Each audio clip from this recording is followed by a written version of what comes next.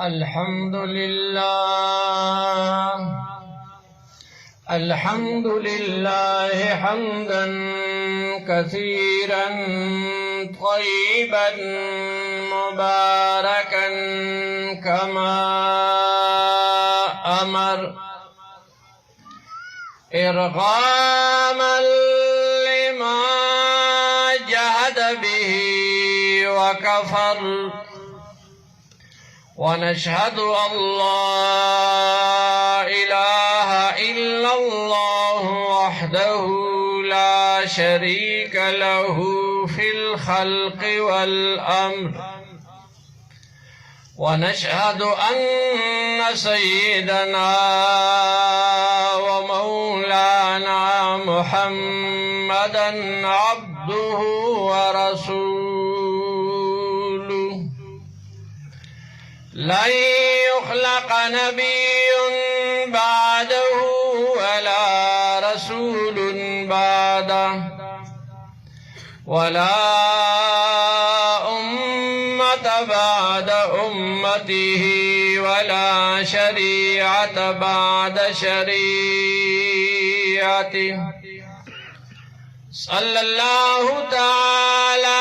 عليه وعلى أصحابه الذين هم خلاصة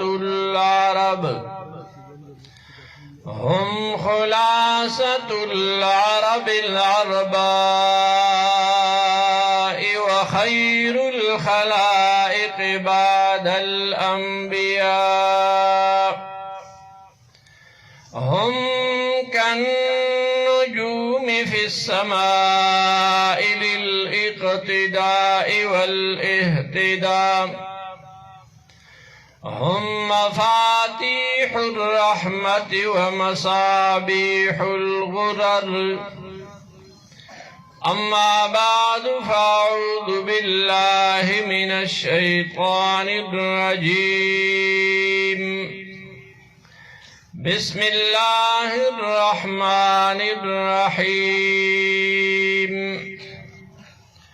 وما كان محمد أبا أحد من رجالكم ولكن رسول الله وخاتم النبيين. درود شريف. اللهم صل على سيدنا ومولانا محمد وبارك وصلي وسلم عليه. قابل صد احترام سٹیج باندې تشریف فرما علماء کرام او د دې علاقې غیرتمنو مسلمانانو ورونو، موږ ډېر عظیم نسبت باندې جمع شوي یو چې د امام الانبیاء صلی الله علیه وسلم په دې بنیادي عقیدې چې دواړو جهانو سردار صلی الله علیه وسلم نه بعد هیڅ قسم نبی نشته. دا ډیره بنیادی او عظیمه عقیده ده. مسلمانانو ورونو، رسول الله صلی الله علیه وسلم نه وړاندې د عربو علاقې کې قبایله کې یوې غټې قبیلې په وړې قبیلې باندې به اوتار چړاو. غټو قبیلو با وړو قبیلو باندې چړایي وکړه، د هغوی مال به ضبط کړو، د هغوی زنانه به ویندې جوړې کړې او د هغوی بچي به غلامان کړه. اگر چا با حقیقی غلامان نو دیکھی او زید رضی اللہ تعالی عنہ نوجوان هم د وړې قبیلې نه گرفتار شو. پلار ته ډېر ګران او ډېر دروند خاندانو، پلار یې ډېرې میلې بازارونه ولټول چې که زید میلاو شي چې زه یې په ډېر قیمت واخلم، بیا خپل بچی ځان ته میلاو کړه. خو هغه دومره کړه وکړو چې د هغه زندګي په ختمېدو شوه. بیا یې مشر زوی او یو ورور ته وصیت وکړو چې اندازه دا دی چې زه به مړېږم، خو زید به نه پرېږدې، هغې پسې به ګرځئ، چاره پیدا شي. څومره سرمایه زما جایداد نه لګي هغه ولګوئ، خو زید پیدا کړي. هغه مرګ نه بعد مشر رور او ورور یې ډېر ورپسې وګرځېدل. آخر طائف کې چا اطلاع ورکړه چې مکې معظمې کې یوه زنانه دی خدیجة الکبرا، د هغې سره دی. لویه سرمایداره زنانه وه. دې وخت کې دا د دواړو جهانو سردار صلی الله علیه وسلم په نکاح کې وه. رسول الله صلی الله علیه وسلم لا نبی شوی نو آکسان راغلو دواړو جانو سردار صلی الله علیه وسلم ته ډیر مینت وکړو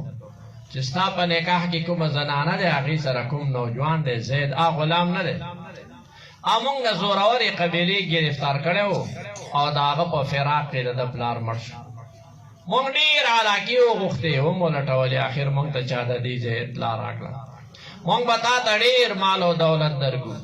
خو دا مونږ ته راکړه الله نبی صلی الله علیه وسلم لا پیغمبر نو خو دې ته وی چې زه پیسې نه غواړم د حرم شریف کې چا سره مشغولېږي هغه سره خبره وکړئ که په مینه در سره ځي نو بغیر پیسو یې بوځئ کرایه به هم زه درکړم دوی ورغله حضرت زید سره تعارف وکړو چې دا دې تره دی زه دې رور یم ډېر مینت سماجت یې وکړو ته مونږ سره لاړ شه پلار در پسې مړ شو هغه ورته وایي چې یقینا ما هم قبیله یادېږي خو زه دومره بهترین سړي سره ورسره یم چې ما باندې د غلامۍ داغ لګېدلی وي خیر دی خو چې د هغه په ملکیت کې زه وم زه دواړو جانو سردار صلی الله علیه وسلم نه جدایي نه خوښوم هغوی نه امیده شو او راغله الله نبي ته وفرمیل چا خو تا نه نه ځي نو چې تاسو ته څه تکلیف دی نو چې موږ ته دا تکلیف دی چې غلام دی نو چې لږ انتظار وکړه الله نبي صلی الله علیه وسلم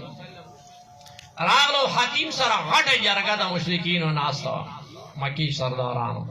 حضرت زید په دې ځای کېنه او آواز یې وکړو چې مکې والاو خبردار نن نه بعد دا زما زوی دی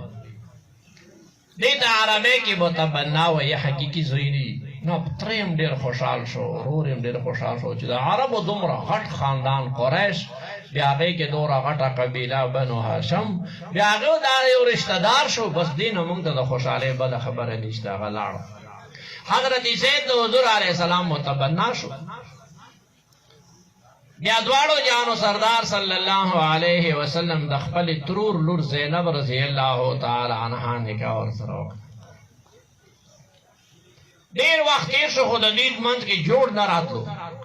کله به حضور علیه السلام حضرت زید ته نصیحت کوه کله به یې زینبې ته کوه جوړ نه راتلو انجام کار طلاق یې ورکړ بیا دواړو جانو سردار صلی الله علیه وسلم ته الله وحی وکړه چې دواړو جانو سرداره ته خو ما دې دپاره لېږلی چې دا د جهل او د شرک رسومات بدعات رواجونه ختم کړي دا یو غلط رواج دی چې خلک متبنا ته داسې ګوري لکه حقیقي زوی او دا خو ستا زوی نه دی خو د شفقت د وجې نه تا په زویوالي نیولی د عربو د مردار رواج ختم کا ته د زینب سره نکاح وکړه الله نبی صلی الله علیه وسلم زینب رضی الله تعالی عنها سره نکاح وکړه الله مکې معظمه کې غلغله ولګېد چې دې پیغمبر ته ګوره د بتانو مذمت کوي د رسم و رواج خلاف کوي نن یې لا بله ناکرده وکړه چې ننګور سره یې نکاح وکړه یو فتنه یې برپا کړه یو افواه یې خوره کړه ځکه ټولې زمانې نه چې کله انساني تاریخ شروع شوی دی د باطل غټ هتیار پروپیګنډه دی مضبوط ګزار د هغوی پروپیګنډه دی دا توپې او لینچرې باد کې ولي دا چې راولي په پروپیګنډه یې د خلکو به اعتماد ختم کړي نو فورا جبریل امین راغلو دا آیات یې راوړو چې وما کان محمد ابا احد من رجالکم دا تاسو څه ګډې وړې وایې چې دې پیغمبر ننګور په نکاح کړه د ده بچي کوم دي د خو درې زامنو هغو مخکې وفات شو مشرکینو دماغ وکار وکړو چې هغو بچي خو یې نشته دا خو ده په زوی نیولی و نو چې کله دا پروپیګنډې توړ وشو نو بیا مشرکین یې مکه او دوی نورو پروپیګنډې برپا کړې یو پروپیګنډه یې دا برپا کړه چې ښه ما کان محمد ابا احد د چا پلار نه دی بس غم مه کوئ دا میراث دی دا مقطوع النسل دی بس د ده ژوند پورې به دا ډرامې د پیغمبر زمونږ د خدایانو خلاف به کوي زمونږ د رسم و رواج قبایلي رواج خلاف به کوي به چې دی مړ شي هر څه ختم دی هسې میراث دی او دویمه پروپیګنډه یې دا وکړه چې ښه دا پلار نه دی نو دا ځان ته پالټي نشي جوړوی ځکه ده کې شفقت فیدري نشته دی پلار نه دی نو دی چا سره ګزاره نشي کولی دی واړې نه دي پاللي نو دی کارکون نشي پاللی فورا د دواړو پروپیګنډو الله توړ وکړو چې ولکن رسول الله ټیک دی دا خو نسبي پلار نه دی یقینا چې د نسبی زامن نشتا ولکن رسول الله دا روحانی پلار دی تاسو دې ته خوشاله دي چې دا میراث دی مقطوع النسل دی او ځان ته خوشاله چې موږ زامن دي تاسو به تو زامن راوړئ لس 15 براوړئ شل براوړئ 10 براوړئ دومره راوړئ نشئ خو چلو ولکن رسول الله زما پیغمبر صلی الله علیه وسلم با تمرا روحانی اولادی تمرا روحانی اولاد بئی دورا روحانی اولاد بئی چې ابو جهل نه بته نه بستا کمپنی وی عتبہ نه بته نه بده نام او نشان وی شیبا نه بته نه بده دا برادری وی نه بده دا قوم ترنګ شرنګي دورا سده بکنگال شي خدا امام الانبیاء نام لیوا بروی زمین نه ختم نشي ولکن رسول الله دا روحانی پلار دی مقطوع نسل کله دی میراث کله دی دته به یو داسې کمیونټي ورکم دته به داسې فالوورز ورکم چې د ټولې دنیا سرمایدارو فالوورز به دویم نمبر کې وي د ټولې دنیا ماهرینو فالوورز به دویم نمبر کې وي د ټولې دنیا خاندانی فالوورز به دویم نمبر کې وي اله نال دنیا باندې به د محمد عربي منلو والا پهلا نمبر باندې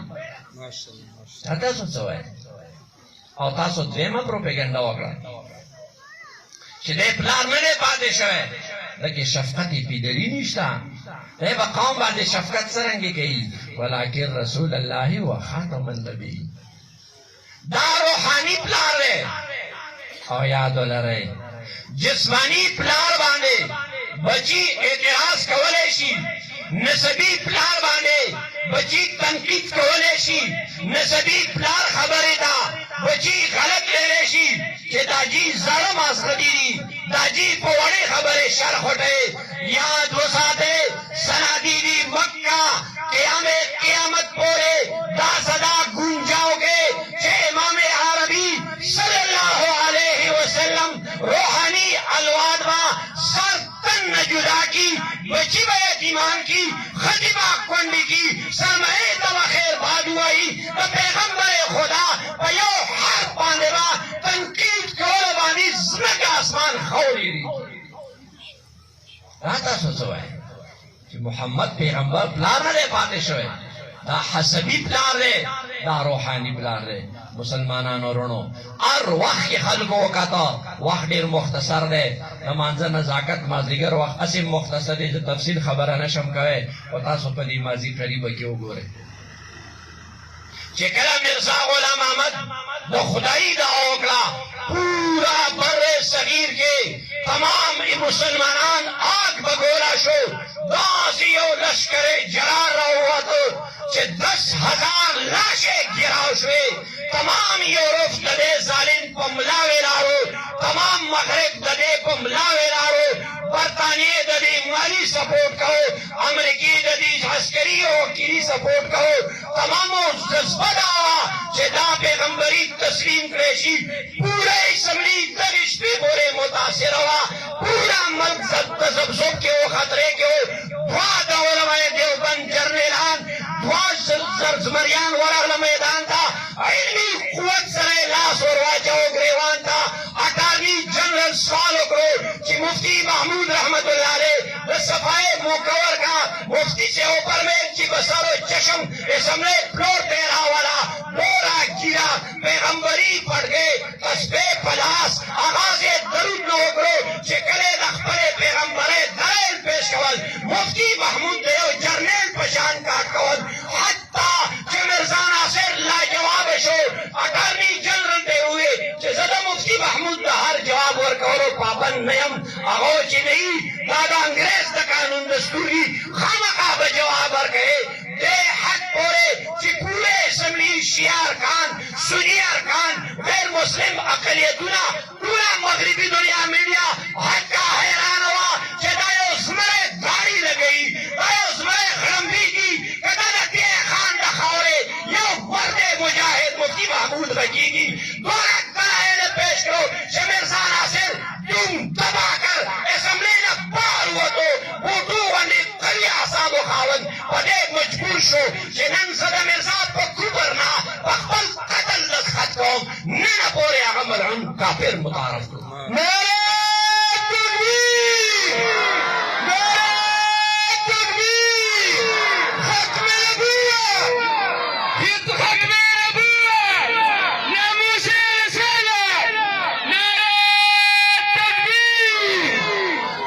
مسلمانانو رونو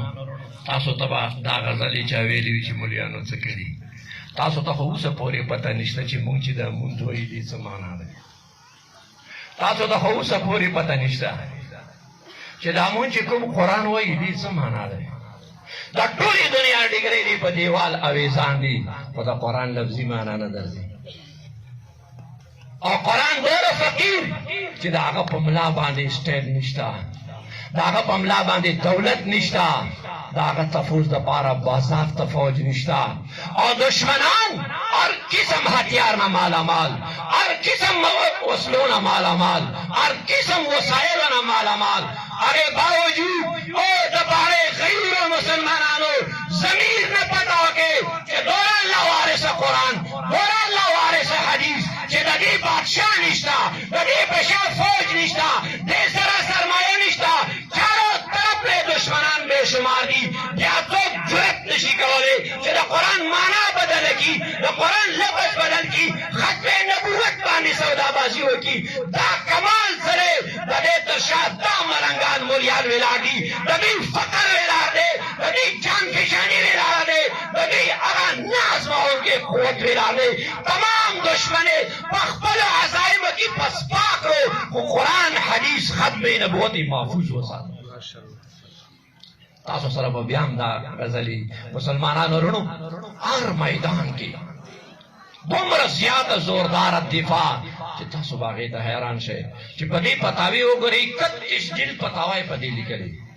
زه هغه ورته حیران وم چې خدایه د دغو عالمانو دې نه سوا نور څومره دیني خدمات دي چې دی بیا څه ولیکله. مسلمانانو رڼو عطا الله شاه بخاری رحمت الله علیه، شاه شاه کشمیری رحمت الله علیه د دې سره فهرست. انور شاه کشمیری رحمت الله علیه ته چا وایي چې جی اسی که تاسو محسوسوئ نه، تاسو چې وایئ چې دا خاتم النبیین دی، نو نبوت خو رحمتو رحمت چې دی پیغمبر ختم کړو دی څه ښه کار وکړو. هغه ورته چې وکم جواب چې قرآن حدیث نه ونه کړي. خو زه نه منم، زه خو پنډت یم، ما ته عقلي جواب وکړه. شاه صاحب ورته فرمیل چې توره شپه دی، هغې رڼا دپاره یو ستوری راوختو چې شپه به رڼا نه شو، لږ جګمګاهټ پیدا شو. بل ستوری راوختو، رڼا یې زیاته کړه. بل ستوری راوختو، حتی ټول اسمان له ستورو ډک شو. رڼا پیدا شوه خو معمولي. چې کله سهار نور راوختو، هغه پول پاور رڼا پیدا کړه. اوس نور راختو ته خاتم الانوار وایي که کامل الانوار ورته وایي چې ده رڼاګانې ختمې کړي که کاملې کړي. چې کاملې کړي نو چې امام الانبیاء صلی الله علیه وسلم داسې زنده جاوید تابند نبوت راوړو چې هغې سره د نبوت ټول قصر مکمل شو. اوس نور ختو نه بعد د لیټ پلاټین ته ضرورت شته، د ګیس ته ضرورت شته، د ډي وي ضرورت شته، د 1000 وولټ پول پاور بلب ضرورت شته. وی چې نه، وی چې الله نبی نبوت نه بعد د بلې عقیدې اظهار کول، د بل پیغمبر اقرار کول، دا داسې حماقت بېوقوفتوب دی لکه نور نه بعد چې د ډي وي ضرورت محسوسوي. مسلمانانو ورونو، تاسو ته ما عرض وکړو چې دا د دین بنیادي عقیده دی. دا داسې څه وړه مسله نه ده چې مولیانو اور اخیستی. څنګه بنیادي عقیده ده چې څوک ویښ یې زما په خبره پوهېږي لاس وچل. ماشاءالله. مسلمانانو ورونو، د نبوت دا قانون دی چې یو نبي لاړ شي د هغه پوره اطوار او عادات به ختمېږي. آدم علیه السلام لاړو، صحیفې ټول دینونه یې لاړه. شیشه علیه السلام، ادریس علیه السلام، ابراهیم علیه السلام لاړو، پوره صحیفې ختمې، د هغه طریقې ختمې، د هغه امت ختم. موسی علیہ السلام تلو سرا تورات ختم، دا ټول منلو والا ختم. عیسی علیہ السلام راتلو نتلو نه بعد تور انجیل ختم، تورات ختم، دا ټول حوارین او اطوار عادات ختم. کنن تچیری مرزا غلام احمد منی پیلا پیلا نعوذ باللہ ټول دنیا قرآن نبو ورته اچي، بیا به تمام مسجدونو کې دماکې کوي، بیا به تمام تبلیغی مراکزو کې دماکې کوي، بیا به تمام تصوف خانقاهونو کې دماکې کوي، بیا به تمام د جهاد سلسلې نه انکار کوي چې دا صحابو نه به انکار کوي، هغه باندې مرزا نبی مني، دا هغه ټیچي وحی به مني، دا هغه خپل ګنکب کتاب به مني، دا هغه نوي حوارین به مني. آیا داسې څوک شته چې دا ټولو جوماتونو مدرسو مرکزونو قرآن مسمار ته تیاری نو چې نشته دې عقیدې کې اندر دومره لویه ګمراهي پرته ده، دومره لوی دجل او فریب پروت دی. ځکه خو قرآن په هغې ضرب کلیم ولګو چې ولکن رسول الله وخاتم النبیین، داسې ونه فرمیل چې وخاتم المرسلین، ځکه رسول عام دی چې هغه ته نوی دین ورسره وي، خاص دی چې هغه سره به نوی دین وي، نوی شریعت به وي، او نبی عام دی چې هغه سره نوی دین وي او که نه د زوړ نبي پیغام عام کوي. او خاتم النبیین یې وفرمیل دا معنی چې هیڅ قسم پیغمبر نشته. قرآن خو یو ابدي کتاب دی، دا خو قیامته پورې دی، یوه فارموله پکې داسې دی چې دې نه بعد به دجالان راشي، وایې به چې زه امتي نبي یم، وایې به چې زه ذلي نبي یم، وایې به چې زه بروزي نبي یم، وایې به چې زه احمدي نبي یم، خو ولکن رسول الله نه بعد وخاتم النبیین لفظ سره هر قسم نبوت ختم کړو چې ذلي نبي ویل دجل دی، بروزي نبي ویل دجل دی، احمدي نبي ویل فریب دی، او محمدي نبي ویل دا دوکه دی. دا تمام احمدیان مرزایان دا د یوې برګې خوا بچي دي. مسلمانانو ورونو نانوتي رحمت الله علیه نه چا پوښتنه وکړه وی چې حضرت ته ختم نبوت باندې دومره زور تاسو ورکوئ، هسې مفاهمت دپاره یو 5 منټ خبره وکړم کوی شم؟ وی چې وی دا تاسو چې وایئ چې محمد صلی الله علیه وسلم آخرنی نبی دی، د نه بعد کې به بل نبي نه، یا خو پکار دا چې د آدم علیه السلام دین قیامته پورې چلی دی، یا د ابراهیم علیه السلام دین قیامته پورې چلی دی،